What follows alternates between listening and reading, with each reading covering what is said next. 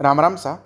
हम एक सीरीज चला रहे थे जिसमें जो आरएस मेंस के जो है 2024 के जो पेपर हुए थे उनको जो है वो एक एक करके समझ रहे थे कि उनका क्या डिफ़िकल्टी लेवल रहा है, उसमें क्या मार्किंग रह सकती है, प्लस बच्चे जो हैं वो कहाँ पर एक्स्ट्रा एज को जो है वो ले सकते हैं। आज हम जिस सब्जेक्ट की बात करेंगे वो है आपके साइंस एंड टेक।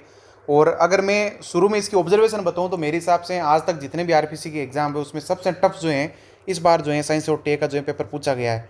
और ये पूरा का पूरा आपके इस बार जितना भी आर एस 2024 या 24 में जो है मेंस का जो पेपर हुआ है उसमें सबसे टफ शायद ये पार्ट रहा है लोक प्रशासन के साथ, है ना। ये दो पार्ट जो है सबसे टफ रहे हैं और सबसे बड़ी टेंशन ये है कि यही दो पार्ट जो सबसे बड़े हैं, बड़े सब्जेक्ट के पार्ट हैं, तो पता नहीं कितने नंबर का जो है वो नुकसान होगा सब बच्चों के, खास तौर से GS2 और GS3 में। तो यही जो है सबसे बड़े कारण बनेंगे मार्किंग को नीचे लाने में और कट ऑफ को जो है वो घटाने में। तो सबसे पहले अगर हम इसका बेसिक समझे तो ये जो है आपके 70 नंबर का जो है सब्जेक्ट है पूरा का पूरा, और GS2 का जो है वो क्या आपके पार्ट है, ठीक है। और यूपीएससी में जो है ये आपके GS3 का पार्ट होता है, साइंस एंड टेक। तो अगर इसमें आप सबसे पहले इसका नंबर देखोगे तो क्या होता है कि 5 सवाल तो आपके पूछे जाते हैं 2-2 नंबर के, ठीक है। और इस बार ट्रेंड चेंज हो गया है, ध्यान रखें 8 सवाल जो हैं वो पूछे जाते हैं आपके 5-5 मार्क्स के, और 2 सवाल जो हैं वो पूछे जाते हैं वो 10-10 मार्क्स के। ट्रेंड क्या चेंज हुआ है कि पहले जो हैं 4 सवाल ही जो है 5-5 नंबर के पूछे जाते थे, इस है ना, और 4 सवाल पूछे जाते थे 10-10 नंबर के। अब इसके कारण हुआ क्या है कि यहाँ पर जो है अगर किसी को यूपीएससी के बच्चे ने जो तैयारी की थी और यहाँ पर दे रहा था तो उसको तो हुआ है नुकसान, और आरपीसी वाले को नुकसान हुआ है या फिर फ़ायदा हुआ है वो उस बच्चे ने किस तरह का कंटेंट लिखा है उस पर चीज़ें डिपेंड करेगी। क्योंकि यूपीएससी वालों के लिए जो बड़े सवाल होते हैं वो लिखना ज़्यादा सहज होता है बजाय कि छोटों के, क्योंकि छोटे सवाल फैक्चुअल वगैरह बहुत ज़्यादा होते हैं और वहाँ पर वैसी आदत होती नहीं है यूपीएससी में कि उस तरह के सवालों को जो सटीकता से लिखा जाए। तो अगर हम पहले सवाल की बात करें, और सबसे बड़ी बात है जो यहाँ पर सुनने की ज़रूरत है कि मैं इनके आपको जो आंसर बता भी नहीं पाऊंगा क्योंकि पेपर सच में बहुत ज़्यादा टफ है। बाकी मैं चैट जीपीटी से सर्च कर करके यहाँ पर लिख दूँ तो उनका कोई मतलब है नहीं बहुत ज़्यादा। तो यहाँ पर मैं ज़्यादातर मामलों में यही बता पाऊंगा कि ये जो है सवाल किस तरफ रहा है, टफ है या फिर सिंपल है या मॉडरेट है ना। उन्हीं चीज़ों की तरफ हम जो है बढ़ेंगे और कहाँ कहाँ नंबर कट सकते हैं। जैसे कि जो पहला सवाल है वो है कि अर्धचालकों और है ना जिरकोनियम और टाइटेनियम उत्पादित करने के लिए प्रयुक्त परिक्षण की जो विधियाँ क्या है उनके नाम लिखिए। अब ये सवाल तो है आपके मॉडरेट, बाकी किसी के लिए सिंपल भी हो सकता है, सच बता रहा हूँ, और किसी के लिए बहुत ज़्यादा टफ भी हो सकता है। मैंने इनके नाम लिखे हैं लेकिन प्रॉब्लम ये है कि है ना एनसीईआरटी से पढ़ के मैंने नाम लिखे थे। प्रॉब्लम ये कि वो सही है गलत है वो मुझको लेकर मैं खुद श्योर नहीं हूँ। मैं 2 नाम लिख के आया था, एक था शायद चुंबकीय और एक था गुरुत्वीय, कुछ ऐसा कुछ नाम लिख के आया हूँ।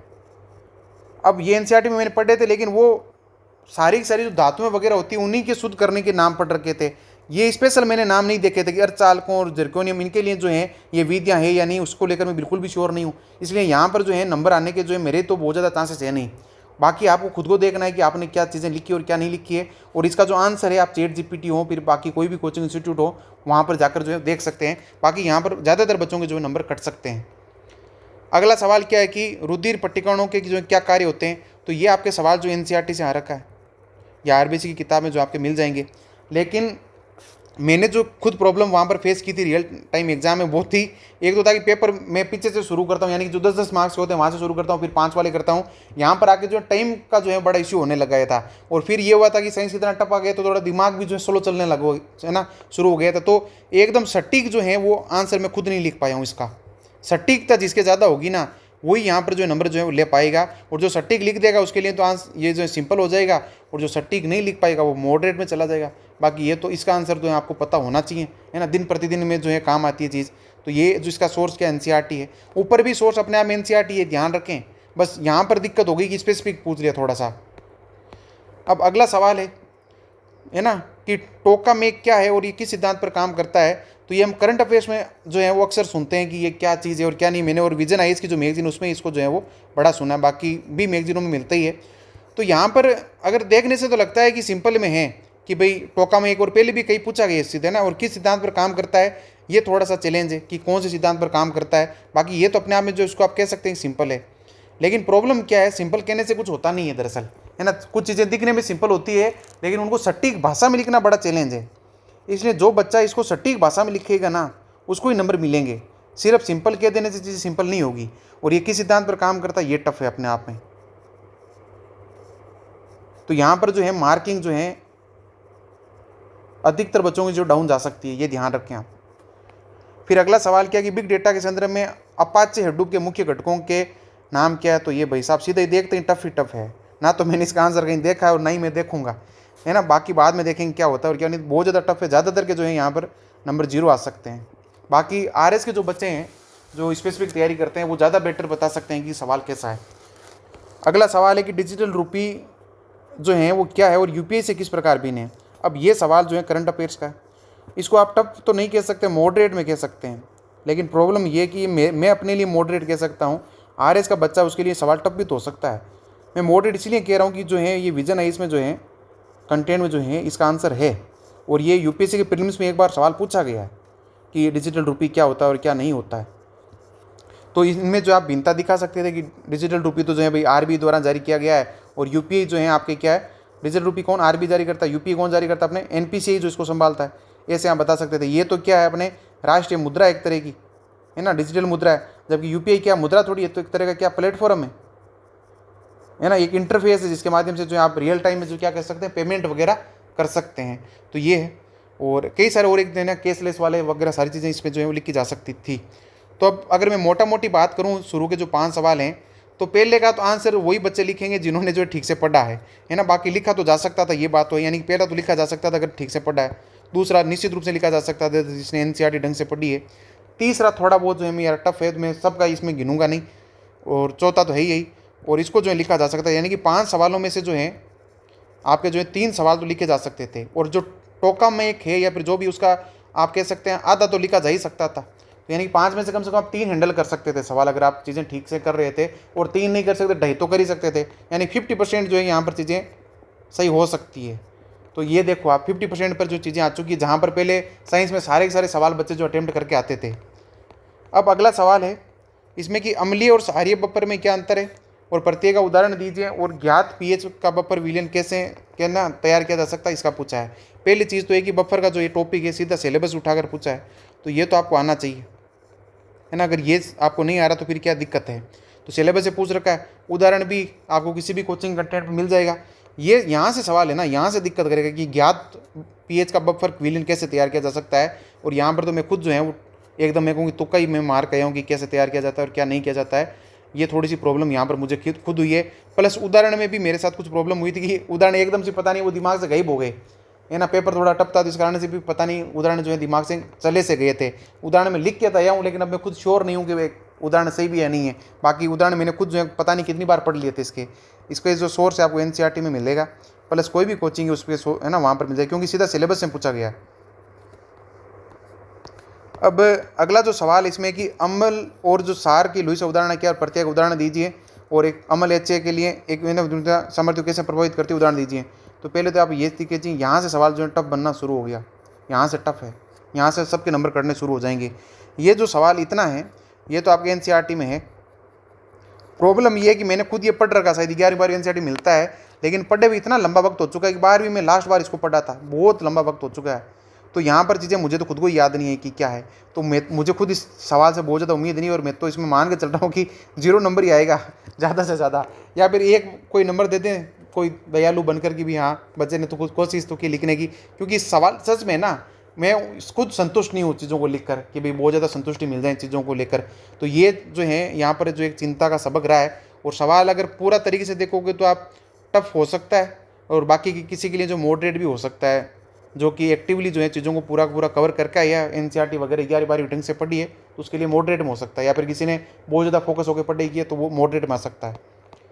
अब अगला है कि अफीम पोस्त क्या है और इसकी औषधीय महत्व एवं ड्रग के दुरुपयोग है ना कुप्रयोग को जो सूचीबद्ध कीजिए। पहली चीज़ तो है कि अगर आपने साइंस नहीं भी पढ़ी है, करंट अफेयर्स भी पढ़ा है ना CA, तो भी चीज़ें इसमें लिख सकते हो। लेकिन ये सवाल फिर भी मॉडरेट में है। मॉडरेट में क्यों है कि इसमें ज़्यादातर हम जो आंसर लिख के आएंगे ना उसमें जनरल पॉइंट ज़्यादा लिख के आएंगे, जबकि अफीम पोस्त के क्या प्रभाव होते हैं, क्या उसकी महत्ता होती है, इनके स्पेसिफिक पॉइंट भी तो बहुत ज़्यादा हो सकते हैं ना। तो वो अधिकतर बच्चे जो स्पेसिफिक पॉइंट जो हम गायब कर देंगे, इस कारण से जो है मार्किंग जो है फिर ऐसे सिंपल सवालों में भी जो है वो डाउन होती जाएगी, ये ध्यान रखें आप। फिर अगला सवाल क्या है कि प्रमस्तिष्क के जो है भागों का उल्लेख कीजिए और प्रत्येक भाग के कार्यों को जो है सूचीबद्ध कीजिए। ये सवाल आपके NCERT से आ रखा है, NCERT से सवाल तो आ रखा है, फिर भी ये सिंपल में नहीं रख सकते, मॉडरेट में रखना पड़ेगा आपको। देखो इसमें सबसे बड़ी प्रॉब्लम तो क्या है कि इन्होंने ट्रांसलेशन ही गलत कर दिया। हिंदी मीडियम में सबसे बड़ी प्रॉब्लम ये होगी। यहाँ पर लिखना था उन्हें अग्र मस्तिष्क, क्योंकि प्रमस्तिष्क तो जो है अग्र मस्तिष्क का ही जो है पार्ट होता है, तो ये चीज़ लिखनी थी। फिर इसके जो है भागों का उल्लेख करना था, क्या क्या भाग होते हैं, प्रत्येक भाग के जो कार्य को जो सूचीबद्ध करना था। मैं खुद कहता हूँ एनसीईआरटी में है, और अगर एनसीईआरटी में जो चीज़ होती है उसको सिंपल में ही रखा जाना चाहिए। फिर भी मैं मॉडरेट में रख रहा हूँ, क्योंकि एक तो इस अनुवाद के कारण दिक्कत होगी, प्लस दिक्कत क्या होती है जब इतने सिंपल सवाल आ जाते हैं ना, तो इनमें कंटेंट लिखना थोड़ा बहुत जो है वो चैलेंज बन जाता है कई सारे बच्चों के लिए। तो यहाँ पर जो है चीज़ें जो है वो थोड़ी बहुत परेशान कर सकती है। बाकी भाग वगैरह तो आप लिख सकते थे भी, यहाँ अग्र मस्तिष्क का पार्ट होता है, प्रे मस्तिष्क, और इसी में जो है अलग अलग जो है और बाकी पार्ट होते हैं। और डायग्राम वगैरह अगर आप अच्छे से बना दिए तो आपके जो है वो नंबर अच्छे आ सकते हैं। अब आप अगर अगला सवाल देखोगे कि एमसीबी क्या और इसकी क्या कार्य प्रणाली है, ये सवाल तो एकदम दिन प्रतिदिन के ज़िंदगी से आ रखा है, लेकिन प्रॉब्लम ये है कि अधिकतर ने जो है इसको पढ़ा नहीं है, तो ये सवाल अपने आप में क्या टफ है, और ये आपके जो है लगभग सारों के जो है वो नंबर जो डाउन करवा देगा। बाकी अगर किसी की इंजीनियरिंग बैकग्राउंड रही है तो वो इसको सही करके आ सकता है ना, तो वो यहाँ पर बढ़त बना लेंगे आपके।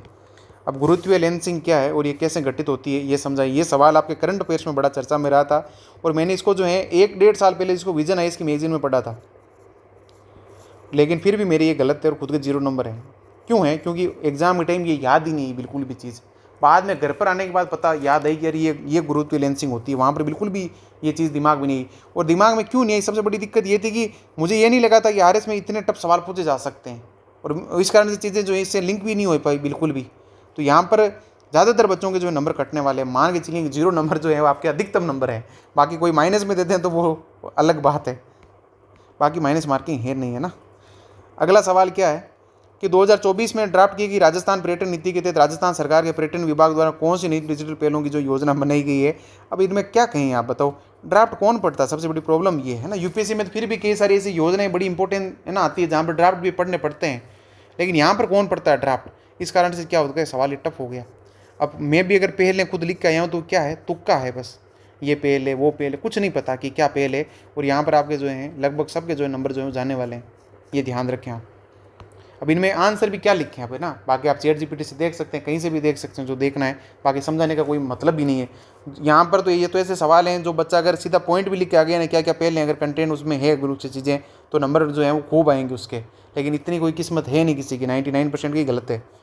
अब है कि भारतीय वैज्ञानिकों हरिदत्त और पंचानन माहेश्वरी क्या है, तो ये भाई साहब टफ है, कभी मैंने तो ज़िंदगी में नाम नहीं सुना इनका, ठीक है। बाकी अगर वो इंजीनियरिंग का बैकग्राउंड है तो वो बता सकता है कि क्या है और क्या नहीं है, ठीक है। मेरे नज़रिए में तो ये टफ है बहुत ज़्यादा, ठीक है ना। और नंबर क्या आएंगे, सब के डाउन जाएंगे ज़्यादातर के, 99% के। जब 99.9% नंबर डाउन जाए ना, तो मान लीजिए कि वो जो है चीज़ें बहुत ज़्यादा को जो है प्रभावित नहीं करेगी, है ना। ये ध्यान, रिलेटिव कट ऑफ में दिक्कत नहीं आएगी, भले ही जो है एक कट ऑफ जो डाउन चली जाए, लेकिन जो रिलेटिव चीज़ें जो होती है, कंपेरिजन जो कॉम्पिटिशन होता है, उसमें जो है वो बदलाव नहीं आएगा। अब ये जो 10-10 नंबर के 2 सवाल आए हैं, ये लिखने के लायक थे बस, और इन्होंने बड़ी गलती की यार कि 10-10 नंबर वालों को जो है वो कम कर दिया, और उसका नुकसान जो है बड़ा हो गया। अब इसमें क्या कि भारत सरकार द्वारा भारतीय आवश्यकताओं को संबोधित करने वाले कौन से एआई और एलएलएम विकसित किए जा रहे हैं, और इसके साथ इन मॉडलों की विशेषताओं को जो संक्षिप्त विवरण दीजिए। अब देखो, इस सवाल को आप अलग अलग कैटेगरी में रख सकते हैं, सिंपल तो बिल्कुल भी नहीं, ये ध्यान रखें। मॉडरेट उनके लिए हो सकता है जिन्होंने अच्छे से पढ़ा है, टफ उनके लिए हो सकता है जिन्होंने एआई के टॉपिक को जो स्किप कर दिया है। तो टफ तो मैं बताता हूँ कि किन के लिए होगा, ये जो 1 डे एग्जाम की तैयारी करते हैं ना, उनके लिए तो बहुत ज़्यादा टफ है। प्लस जिन्होंने प्रीलिम्स के बाद ही मेंस की तैयारी की है, उनके लिए भी टफ है, क्योंकि शॉर्ट नोट्स वगैरह होंगे नहीं। मॉडरेट उन्हीं के लिए हैं जिन्होंने अच्छे से प्रैक्टिस की है, प्लस चीज़ें से अच्छे से जो उनको रिवाइज किया है, ये ध्यान रखें। तो यहाँ पर जो है आपको एलएलएम कौन कौन से हैं वो लिखने थे भाई, जैसे कि भाषणी वगैरह थे, है ना, इनको आप लिख सकते थे। और एरावत वगैरह ना एग्जाम्पल इनके आप दे सकते थे कि ये चीज़ें हो रही है। और बाकी तो मैंने खुद ही जो है एआई कुछ इंडिया पोर्टल से जो है चीज़ें लिख के आया था, क्योंकि खुद ही श्योर नहीं था कि दरअसल एग्जामिनर इनको सही मानेगा भी नहीं मानेगा। बाकी ये तो है सही है, ठीक है। और इनकी विशेषताएं बताना थोड़ा सा चैलेंज था कि स्पेसिफिक क्या क्या चीज़ें बताएं। जैसे भाषणी में तो आप बता सकते थे कि भी जो है सारी भारतीय भाषाओं में जो कंटेंट वगैरह उपलब्ध करवाने की कोशिश हो रही है, यहाँ पर कंप्यूटर की आप बात कह सकते थे, लेकिन सिंपल बिल्कुल भी नहीं था। आप टफ की तरफ जा सकते हैं, और मॉडरेट टू टफ इसे जो है सवाल की कैटेगरी में रख सकते हैं, है ना। और बाकी इसमें कुछ अच्छी चीज़ें लिखी जा सकती है। जब ऐसे सवाल टफ आए ना, आप मल्टी डायमेंशनल बना दो इसको कि भाई एआई है, तो आप यहाँ लिख सकते थे कि भारत ने जो है वो इंडिया एआई मिशन को जो लॉन्च किया है ना, आप निष्कर्ष में इस चीज़ को लिख सकते थे। इंडिया मिशन में क्या अभी 10,300 करोड़ का जो ये मिशन है इसको आप लिख सकते थे और प्लस इसमें कुछ प्रोविज़न भी लिख सकते थे कि 10 से 30,000 जो है वो आपकी क्या बनेगी, जीपीयू वगैरह बनाई जा रही है। इन चीज़ों को आप लिख के जो है वो काम अपना चला सकते थे।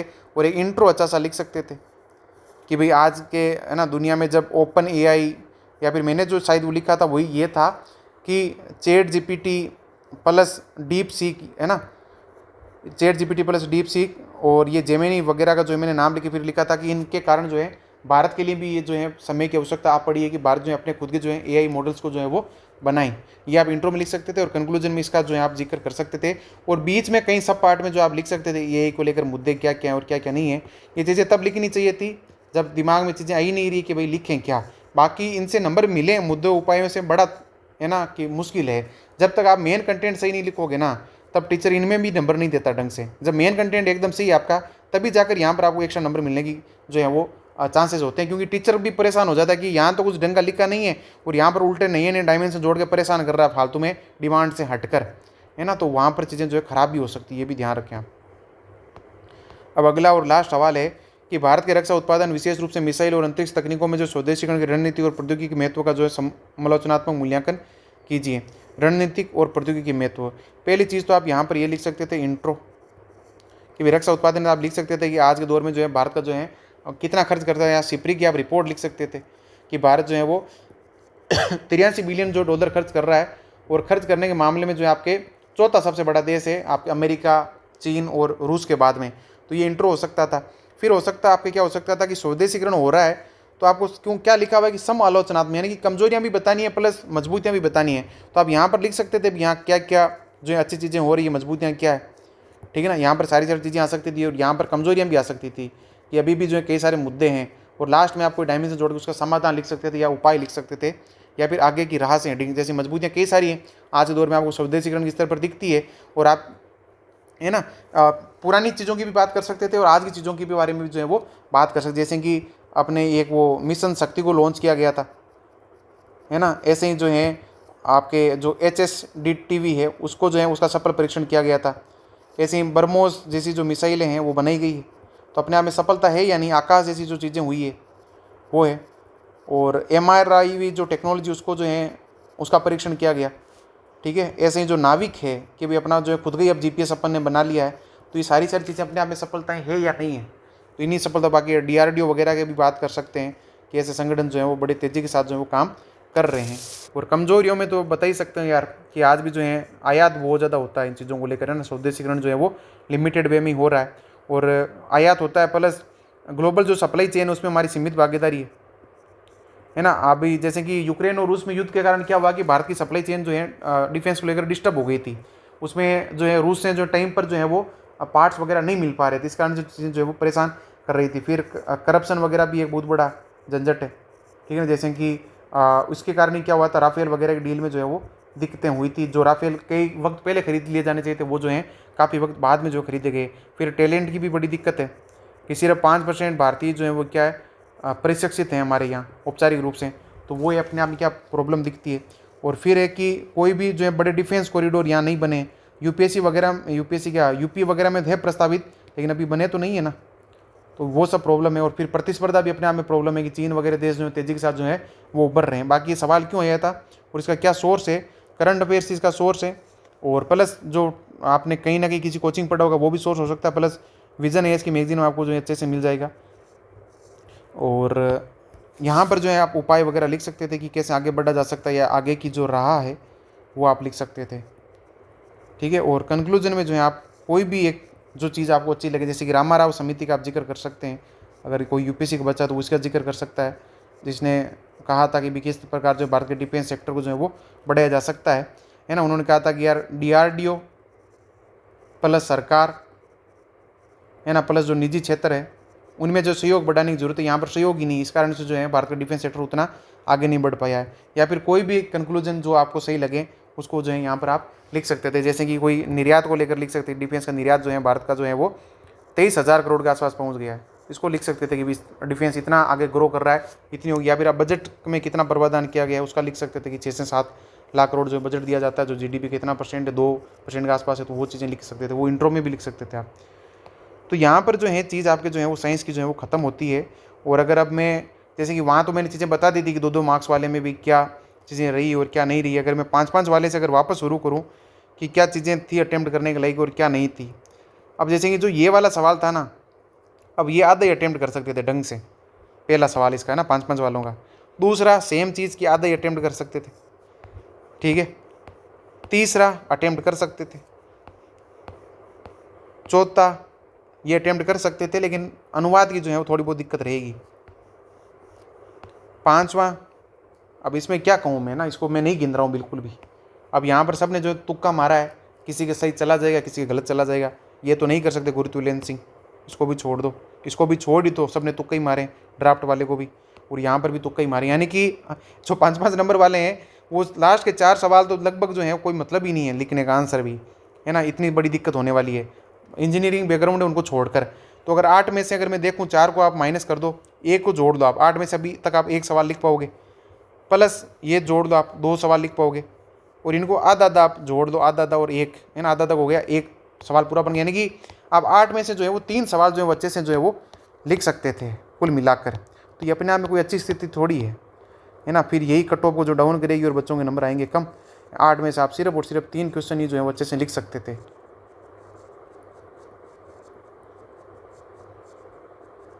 ठीक है। और 5 जो दो नंबर वालों में मुश्किल से 3 सवाल आप ठीक से लिख पा रहे थे। ये जो 2 सवाल हैं इनको आप अच्छे से लिख सकते थे, है ना, दोनों सवालों को।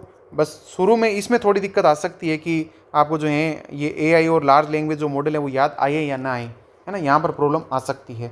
बाकी पेपर सच में टफ था, और ये चीज़ें बार बार ये बता रही है कि आपको जो है चीज़ों को लेकर होलिस्टिकली जो है पढ़ना पड़ेगा, और NCERT और RBC किताबों को इग्नोर नहीं कर सकते।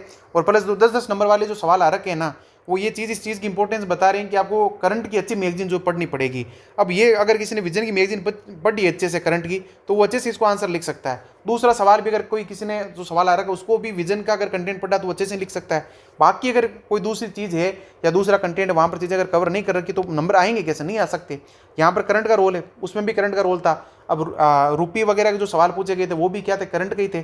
तो ये जो चीज़ें बता रही है कि आपको करंट और जो स्टैटिक पार्ट है उनको दोनों को जो एक साथ जो है कंबाइन करके जो पढ़ना पड़ेगा। तो स्टैटिक और करंट की जो है दोनों में जो है वो वरीयता देनी पड़ेगी। बाकी मेरी तरफ से राम राम सा।